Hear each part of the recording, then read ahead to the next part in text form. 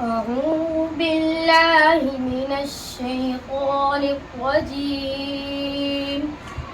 بسم الله الرحمن الرحيم.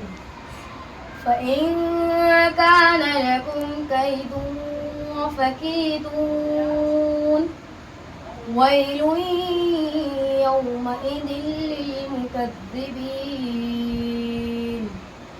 إن المتقين في ظلال وعيون وفواكه مما يشتهون. كلوا واشربوا هنيئا بما كنتم تعملون. إنا كذلك نجزي المحسنين.